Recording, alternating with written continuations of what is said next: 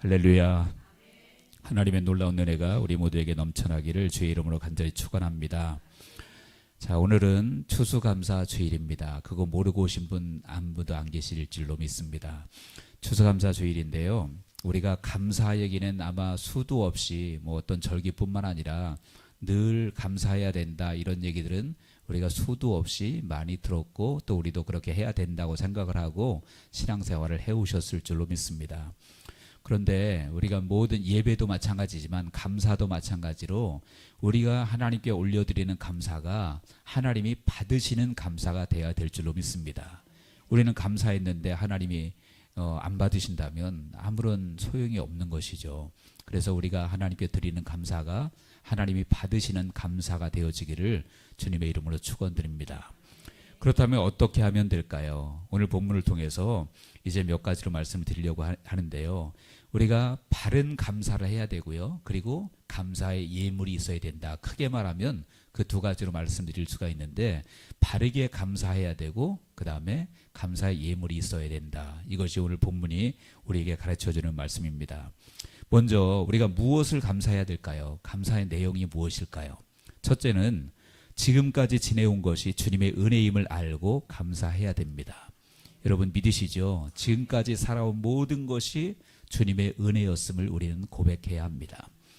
오늘 본문에 보면 이제 세 가지의 절기를 주님이 말씀하시죠. 하나님께서 이스라엘 백성들에게 이 세 가지 절기를 지켜라, 감사의 절기로 지켜라 라고 말씀하고 계시는데, 그 세 가지 절기가 어떤 절기입니까? 본문에 보니까 15절 보면 무교절이 나오고요, 또 16절 상반절에 보면 맥추절이 나오고 16절 하반절에 보면 수장절, 이 세 절기가 나옵니다. 세 절기가 나오는데 이 세 절기를 통해서 알 수 있는 것이 무엇이냐면, 한 해 동안 우리를 인도해 오신 하나님께 감사라는 의미가 거기에 담겨져 있어요. 무교절은 언제냐면 연초의 시작이 무교절입니다. 여러분들이 아시겠지만 무교절은 이스라엘 백성들이 애굽에서 양의 피를 바르고 애굽에서 나온 것을 기념하는 절기가 무교절이거든요. 무교절은 일주일 동안 지켰습니다.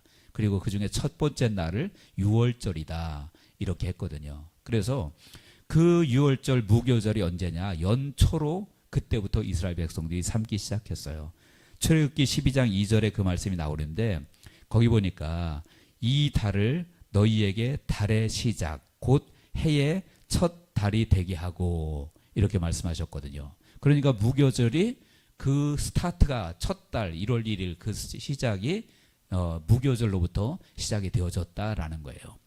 그 다음에 맥추절 16절 상반절에 나오는 맥추절은 언제냐, 오늘 본문 16절에 보니까 그렇게 돼 있죠. 맥추절을 지키라, 이는 내가 수고하여 밭에 뿌린 것에 첫 열매를 거둠이니 그랬습니다. 첫 열매를 거두어서 감사함으로 지켰던 절기가 이제 맥추절인데, 이것은 이제 연 1년으로 치면 중간쯤에 드려졌던 그런 절기였다라는 거예요. 그래서 오늘날도 지금도 우리가 맥추절을 지키죠. 맥추절 언제 지킵니까? 맥추절 7월 첫째 주에 항상 지키거든요. 그러니까 1년에 딱 중간쯤에 이렇게 맥추절을 지키는 것이죠. 그래서 6월절 무교절은 연초에 지켰고, 맥추절은 연 1년의 중간쯤에 이렇게 첫 열매를 거두어서 하나님께 드렸다라는 것입니다. 그리고 마지막이 무엇이냐면 수장절 16절 끝에 보면 수장절을 지키라, 이는 내가 수고하여 이런 것을 언제 그랬습니까? 연말에 밭에서부터 거두어 저장함이니라 그랬습니다. 수장절은 연말에 거두어서 저장하고 하나님께 감사의 절기로 지켰던 것이 수장절이었다. 그러니까 여기 보니까 연초, 연중, 연말까지 이어서 하나님께서 절기를 지키게 하신 것이죠.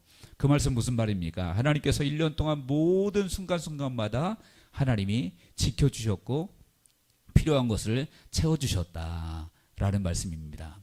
여러분, 우리의 삶도 마찬가지인 줄로 믿습니다.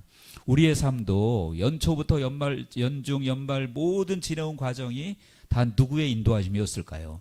주님의 인도하심인 줄로 믿습니다. 그래서 주님께서 그때마다 필요한 것, 여기 시작에 보면 이제 무교절에 보니까 끝에 보니까 그 달에 내가 애굽에서 나왔음이니라 이렇게 말씀하고 있죠. 그러니까 첫날 첫 애굽에서 나온 그때부터 시작해 가지고 가을에 이제는 열매를 거두어서 마지막으로 하나님께 연말에 드릴 때까지 모든 것을 누가 인도하셨냐면 하나님께서 인도하셨다라는 것이죠. 그러므로 여러분들, 우리의 삶 가운데 지금까지 지켜주신 모든 것이 주님의 은혜였음을 고백하고 우리는 감사해야 될 줄로 믿습니다. 물론 그 과정에 역경이 있었을까요? 없었을까요? 역경도 당연히 있었겠죠. 이스라엘 백성들도 무교절 지나서 또 맥추절 지나서 수장절까지 살다 보면 어려움이 있었겠습니까? 없었겠습니까? 당연히 있을 수 있다라는 거예요. 그런데 그럼에도 불구하고 그 과정 가운데 모든 순간순간을 인도해 오셨던 분이 누구시냐? 하나님이심을 우리는 믿어야 됩니다. 그래서 그 하나님께 감사해야 된다라는 거예요. 고난이 있어도 어려움이 있었어도 우리는 감사해야 될 줄로 믿습니다. 시편 119편 71절에 그렇게 말씀하고 있죠. 고난당한 것이 내게 유익이라 이로 말미암아 내가 주의 율례들을 배우게 되었나이다. 고난당한 것이 내게 유익이다. 이로 말미암아 내가 주의 율례들을 배우게 되었다. 고난과 어려움이 있는 것이 오히려 주님의 말씀을 더 깊이 아는 계기가 되었기 때문에 고난도 유익이라고 고백하고 있는 것이죠. 그래서 1년 동안 모든 상황 가운데서 우리를 지켜주시는 하나님께 감사해야 될 줄로 믿습니다. 추수감사절, 이 당시에 이제 수장절, 본문에 나와 있는 수장절이 오늘날 이제 추수감사절로 그 의미가 이어져 온 것인데, 여러분 추수감사절이라고 해서 항상 추수가 그냥 대풍이 들어서 잔뜩 싸놓고 감사함으로 예배드릴 수 있었을까요? 물론 그럴 때도 있었겠지만 어떤 때는 너무 추수할 것이 흉년이 들어가지고 추수할 것이 너무 부족해서 정말 먹고 살기도 힘들 때도 분명히 있었을 거예요. 그들이 뭐 70년 80년 사는 동안 추수감사절 수장절 지키는 동안에 항상 풍년은 아니었을 거 아니에요. 흉년이 들었을 때도 있었겠죠. 그러면 여기 본문에 보니까 너희들이 흉년 들었을 땐 그냥 넘어가고 풍년 들었을 때만 추수감사절 수장절을 지켜라, 그런 것이 아니었잖아요.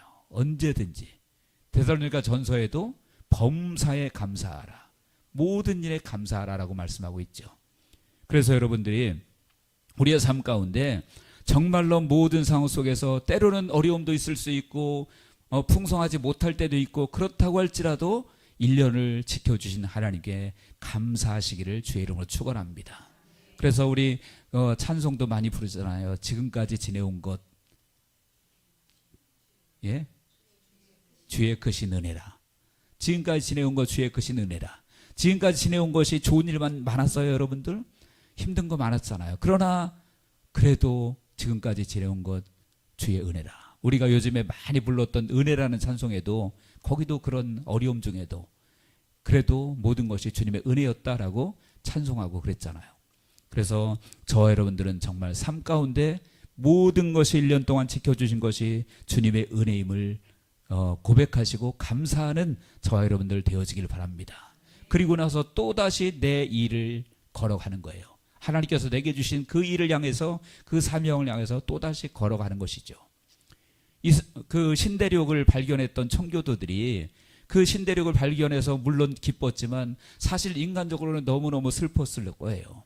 왜 그런지 아십니까? 그 대륙을 발견하기 위해서 바다를 항해할 때, 바다를 항해하면서 무려 절반이 처음에 그 영국에서 출발할 때 102명이 출발했거든요.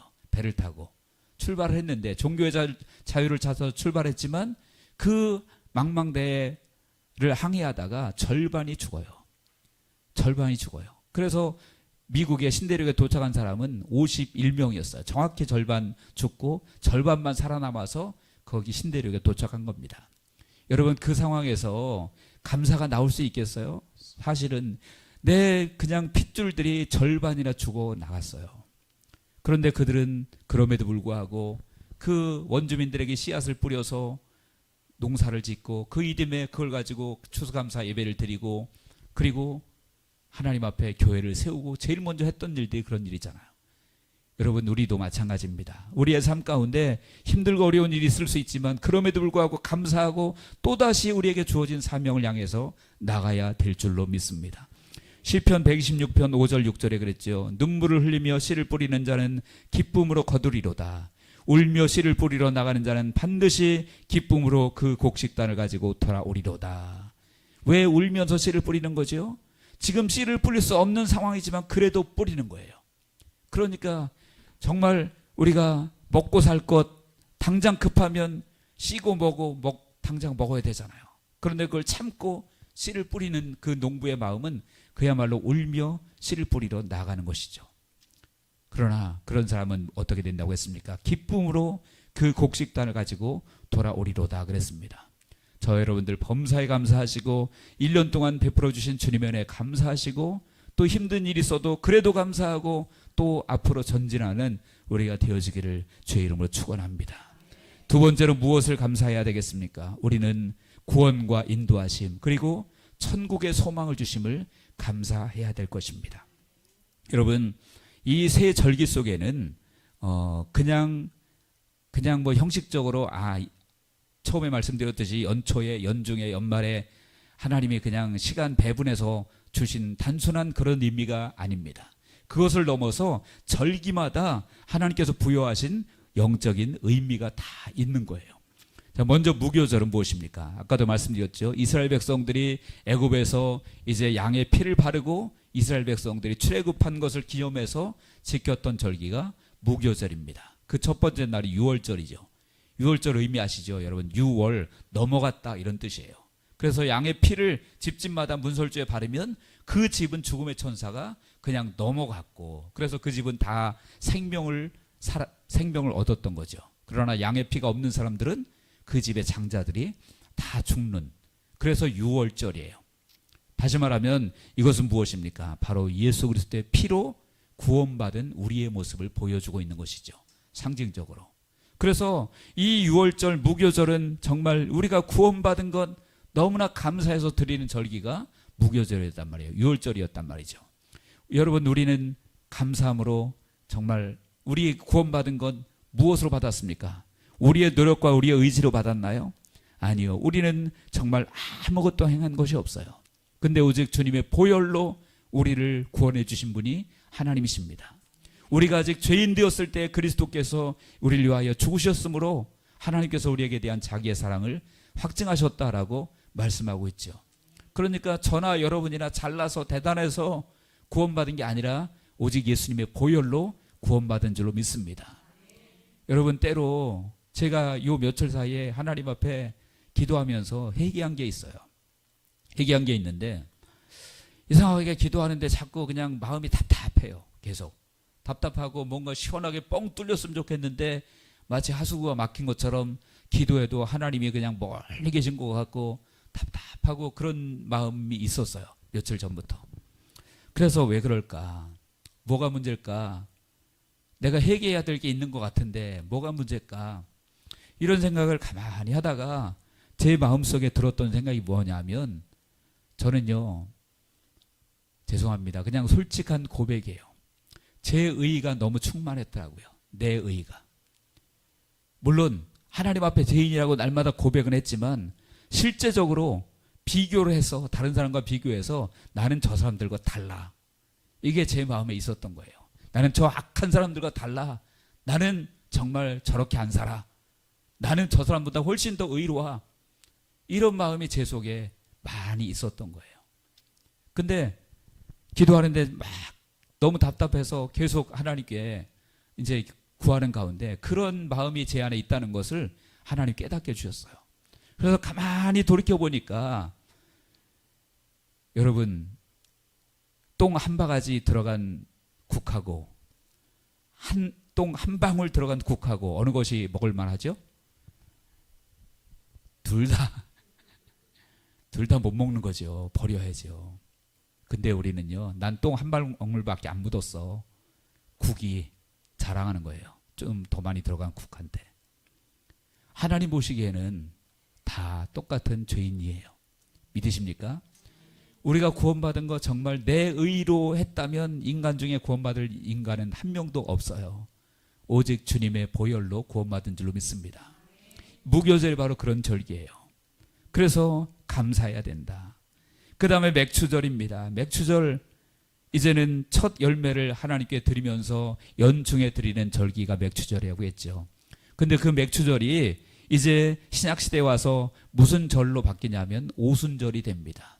오순절이 되어져요. 맥추절이 오순절로 바뀌는 거예요. 오순절은 여러분들 잘 아시겠지만 무엇이 임한 절기죠? 성령께서 임하신 절기예요.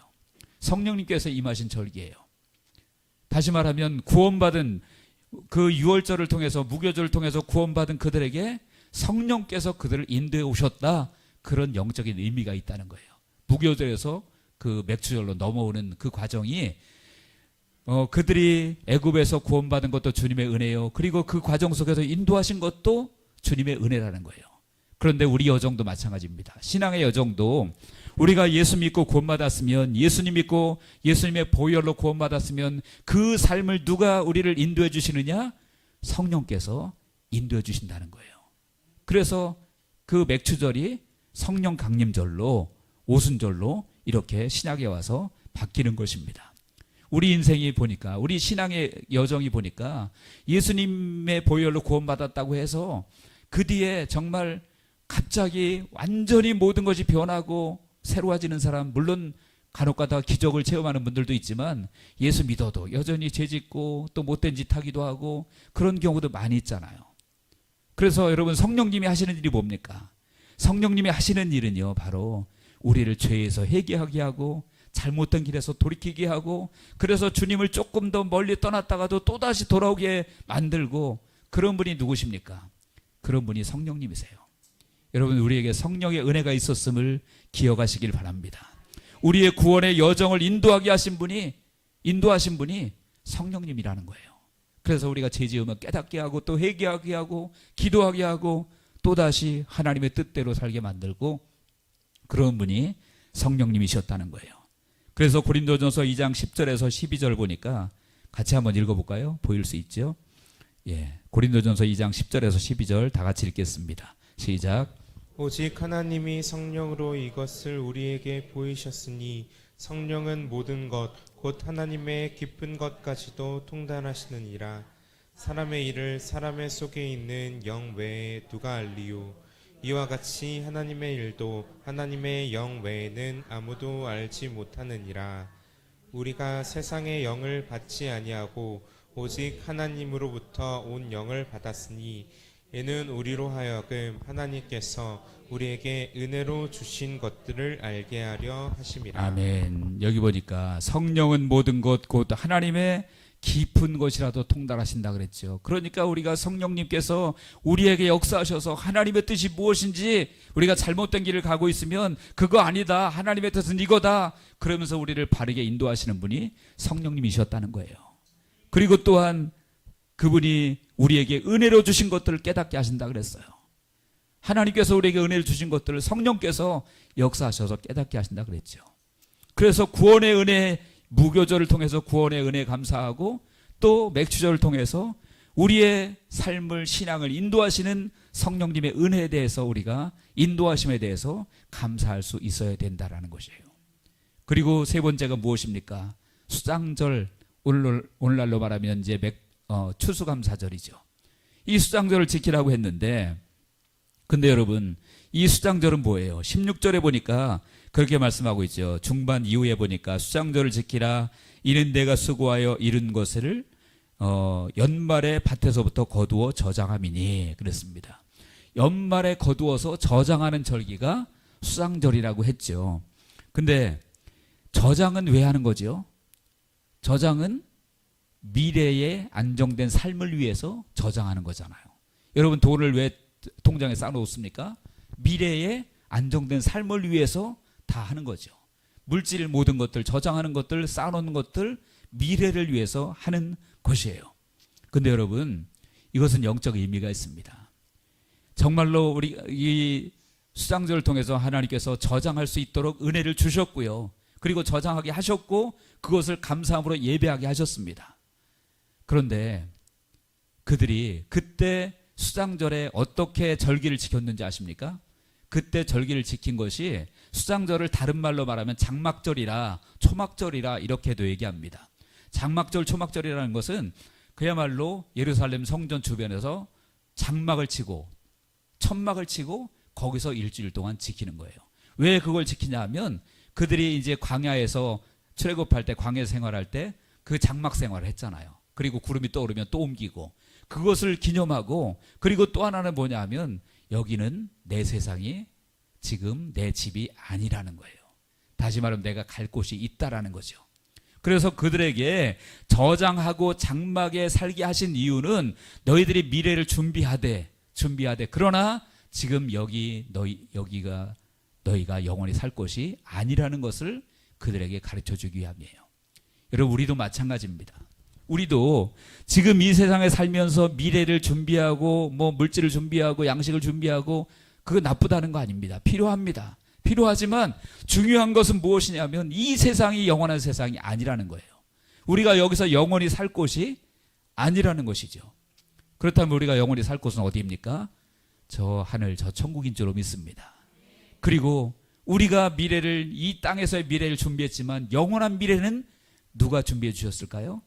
주님이 준비해 주신 줄로 믿습니다. 그 땅에서 저장하는 것까지는 우리의 노력으로, 물론 그것도 주님의 은혜지만 우리가 노력해서 돈 벌고 농사 짓고 그래서 저장할 수 있지만 천국을 우리가 저장할 수는 없어요. 그런데 그 하늘, 저 천국을 예비하신 분 누가 계십니까? 주님이 그 일을 하신 줄로 믿습니다. 요한복음 14장 2절과 3절에 그랬죠. 내 아버지 집에 거할 것이 많도다. 그렇지 않으면 너희에게 일렀으리라. 내가 너희를 위하여 거처를 예비하러 가노니 가서 너희를 위하여 거처를 예비하면 내가 다시 와서 너희를 내게로 영접하여 나 있는 곳에 너희도 있게 하리라. 여러분, 주님께서 저와 여러분들의 거처를 예비하고 계신 줄로 믿으시기 바랍니다. 초가삼간이 아니에요. 여러분, 지금 집 조그만 데 산다고 전혀 낙심할 이유가 없습니다. 전혀 낙심할 이유가 있고요. 이유가 없고요. 없고 저 하늘에 저와 여러분들을 위해서 놀라운 집이 예비되어 있음을 믿으시기 바랍니다. 그것을 준비하시는 분이 누구시라고요? 예수님께서 그 일을 하신다는 거예요. 그러므로 여러분들, 이 절기를 통해서 우리에게 알게 하시는 것은 무엇입니까? 우리가 천국의 소망을 주신 하나님께 감사해야 된다는 거예요. 그러면 이 세 가지 절기를 쭉 이어서 말한다면 나를 구원하신 주님의 은혜에 감사하고 그 여정의 인도하심 속에 성령께서 우리 인도하신 것에 대해서 감사하고, 그리고 마지막에 천국까지 인도하시고 그것을 예비하신 하나님께 감사하는 절기가 이 세 절기를 통해서 드러날 수 있다라는 거예요. 그러므로 여러분들, 우리는 정말 주님의 은혜에 정말로 감사하시기 바랍니다. 날 구원하신 것도, 날 바른 길로 인도하시는 것도, 그리고 나를 영원한 천국으로 인도하시는 분도 주님이시다. 그리고 주님께서 나를 그렇게 보호하시고 인도하셨다. 그 하나님께 우리가 할 것이 무엇이 있겠습니까? 감사밖에 없을 줄로 믿습니다. 그리고 이제는 그렇다면 우리가 감사하는데 어떻게 해야 됩니까? 물론 말로 마음으로도 감사해야 되지만 오늘 본문에 보니까 감사의 예물이 필요하다라고 말하고 있습니다. 본문 15절에 그렇게 말하고 있죠.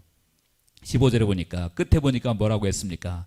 빈손으로 내 앞에 나오지 말지니라. 빈손으로 나오지 말라라고 분명히 말하고 있죠. 다시 말하면 뭐가 필요하다는 얘기예요? 예물이 필요하다라는 거예요. 진정한 감사는 말로만 하는 것이 아니라, 또 생각으로만 하는 것이 아니라 예물이 필요하다라고 말씀하고 있습니다. 그러면 어떤 예물을 드려야 될까요? 하나님 앞에 돈을 집을 팔아서 바쳐라 그렇게 말씀드리는 게 아닙니다. 하나님이 받으시는 예물은요, 19절에 보니까 뭐라 그랬냐면 내 토지에서 처음 거둔 열매에 가장 좋은 것을 가져다가 라고 말씀하고 있습니다. 다시 말하면 하나님께 드리는 예물은 가장 좋은 것을 드려야 된다라는 거예요. 가장 귀한 것, 가장 좋은 것을 드려야 된다라는 것이죠. 가장 좋은 것이 무엇입니까? 내가 가장 소중하게 여기는 것이 가장 좋은 것이에요. 그래서 하나님 앞에 드릴 때에는, 여러분, 하나님은 누구십니까? 말 그대로 전지전능하시고 우리를 구원부터 시작해서 천국까지 모든 것을 예비하신 놀라우신 분인데, 그분 앞에 드릴 때는 그분의 격에 맞게 우리가 감사를 해야 된다는 거예요. 여러분, 집안에 예를 들어 요즘은 집집마다 거지가 다니는 일은 거의 없는 것 같아요. 근데 제가 어렸을 때만 해도 집안에 거지들이 종종 왔어요. 그러면 어떻게 하죠? 그냥 쌀 조금 주거나 뭐 그야말로 뭐 밥도 시원찮게 좀 주거나 막 그래요. 왜요? 거지니까 말 그대로. 근데 만약에 귀한 분이 오시면 어떻게 대접할까요? 거지게 하듯이 그렇게 할까요? 아니죠. 있는 거 없는 것 그냥 다 좋은 거 차려내는 거예요. 근데 우리가 지금 감사 예배를 드리는 분이 누굽니까? 하나님이신데 그분을 아무렇게나 대할 수는 없는 것이죠. 그냥 쓰다 남은 거 아무거나 하나님 받으세요. 하나님 뭐 어차피 돈 많으신데 뭐 이거 필요하겠어요? 하나님이 없어서 우리에게 예물을 드리라고 하시는 것이 아니죠. 하나님은 가장 좋은 것, 귀한 것을 드리라고 말씀하십니다. 그래서 우리가 가장 귀한 것 드려야 되는데, 그렇다면 여러분, 귀한 것 중에 가장 귀한 것이 무엇일까요? 귀한 것 중에 가장 귀한 것은 바로 우리들 자신이에요. 우리들 자신이에요. 본문 17절에 보니까 내 모든 남자는 매년 3번씩 주 여호와께 보일지니라. 누가 보이라고 그랬습니까? 내 모든 남자는 매년 3번씩, 그 절기를 말하는 거죠. 세절기. 그때마다 남자들이 보여야 된다. 물론 남자라고 표현했지만 그 당시는 그냥 원래 율법적으로 남자만 그렇게 하게 돼 있었으니까 그렇지만, 여기서 남자라는 건 사람 전체를 얘기하는 거예요. 하나님의 백성들을 얘기하는 겁니다. 그래서 하나님께 누가 보여야 되느냐, 예물만 보내는 것이 아니라 뭐 그냥 뭐 지로로 보내는 것이 아니라, 입금하는 것이 아니라 너 자신을 하나님께 보이라는 거예요. 여러분, 우리에게 하나님께서 가장 기뻐 받으시는 것이 무엇이겠습니까? 바로 우리들 자신인 줄로 믿습니다. 저와 여러분들 자신이 하나님께 드려지는 예물이 되어져야 된다라는 거예요. 그래서 사람도 그렇잖아요. 부모님이 예를 들어 생신이면 자녀들이 어떻게 하길 원해요? 자녀들이 오기를 원하잖아요. 와서 같이 있는 거, 같이 밥 한 끼를 먹더라도 그걸 원하죠.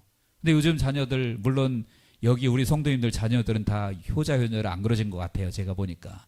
근데 요즘 자녀들 그냥 아예 그냥 입 딱 닫고 모르는 척할 때도 있고, 조금 신경 쓰는 사람은 전화해가지고 엄마 생신 축하해요, 돈 보냈어요, 그리고 끄시고, 그런 경우도 있고. 근데 정말로 부모님이 원하는 것은 무엇입니까? 같이 와서 같이 시간을 보내고 같이 식사도 하고 그런 거잖아요. 하나님이 그런 분이라는 거예요. 야야, 너희들 돈 많이 드리는 것, 하나님이 뭐가 돈이 필요하겠어요? 하나님은요, 우리들 자신을 원하시는 줄로 믿으시기 바랍니다. 그래서 우리들 자신이 하나님께 드려지는 예물이 되어져야 된다라는 거예요. 그러면 우리들 자신을 하나님께 드리고자 한다면 우리가 어떤 모습이 되어야 되겠습니까? 우리가 하나님께 드려지는 예물로서, 제물로서 합당한 제물이 되어져야 되겠죠. 합당한 제물이 되어져야 되겠죠. 그래서 로마서 6장 13절에 보니까 그렇게 말했습니다. 또한 너희 지체를 불의의 무기로 죄에게 내주지 말고 너희 자신을 죽은 자 가운데서 다시 살아난 자 같이 하나님께 드리며 너희 지체를 의의 무기로 하나님께 드리라. 죄에게 드리지 말고 의의 무기로 하나님께 드리라고 했어요. 그러니까 우리가 하나님께 드려지는 제물이 되기 위해서는 우리들 자신이 의의 무기로 새로워져야 된다는 거예요. 로마서 12장 2절도 마찬가지입니다. 같이 한번 읽어볼게요. 다 같이요. 시작. 내가 하나님의 모든 자비하심으로 너희를 권하노니 너희 몸을 하나님이 기뻐하시는 거룩한 산 제물로 드리라. 이는 너희가 드릴 영적 예배니라. 아멘. 너희 몸을 하나님이 기뻐하시는 거룩한 산 제물로 드리라라고 했잖아요. 그래서 우리가 우리들 자신을 하나님이 가장 기뻐하시는데, 우리들 자신을 하나님께 드리기 위해서는 우리들이 거룩함이 필요하다라는 거예요. 거룩하고 의의 무기로 하나님께 드려져야 된다라는 거죠. 그러면 어떻게 해야 되겠습니까? 나는 이제까지 죄짓고 살았으니까 틀렸네, 그리고 이제 나 놀러나 가자. 그게 아니죠. 우리가 십자가가 그럴 때 필요한 거잖아요. 예수님의 보혈이 그럴 때 필요한 거죠. 내가 죄를 지었다면 주님 앞에 나가서, 십자가 앞에 나가서 나의 죄를 고백하고 씻고 용서를 구하고 보혈로 새로워지고 다시 한번 새로운 모습으로 하나님 앞에 나와야 된다는 거예요. 여러분, 부모가 자녀를 기다릴 때 자녀가 못된 짓 하고 나쁜 짓 했으면 나쁜 짓 했으니까 오지 마, 이게 아니라 그 나쁜 짓 돌이키고 오기를 바라는 것이 부모의 마음이죠. 주님께서 바로 우리들에게 그런 모습을 원하시는 줄로 믿습니다. 그러므로 여러분들, 이제 저와 여러분들 자신이 하나님 앞에 예물로 드려지는 거룩한 산채물 되어지기를 주의 이름으로 축원합니다. 이제 말씀의 결론을 맺으려고 합니다. 여러분, 우리 인생은 정말 구원받은 것부터 천국 가는 모든 것 과정까지가 다 하나님의 은혜임을 잊지 마시고 감사하시는 여러분들 되시기 바랍니다. 그래서 내 노력으로 해서 뭐 얻은 것 같지만 사실은 하나부터 열까지 다 주님의 은혜가 있었기 때문에 되어진 것이고요. 저도 돌이켜보면 과정 속에는 힘든 일도 있고 어려운 일도 있지만, 그러나 그 모든 것들을 인도하신 분, 그래서 결과적으로 하나님께 영광이 되고 하나님을 위해서 살아갈 수 있도록 다시 힘을 주시는 분, 그리고 천국까지 인도하시는 분, 그분은 우리 주님이십니다. 여러분, 그분께 범사에 감사할 수 있는 우리 모두가 되어지기를 주의 이름으로 축원합니다. 그리고 감사가 입으로만이 아니라 정말 가장 좋은 예물로, 특별히 나 자신을 하나님 앞에 거룩한 제물로 드려져서 하나님이 기뻐하시고 하나님이 합당히 여기시고 쓰시는 우리 이삭교회 성도님들 모두가 되어지기를 주님의 이름으로 간절히 축원합니다. 기도하겠습니다. 하나님 아버지,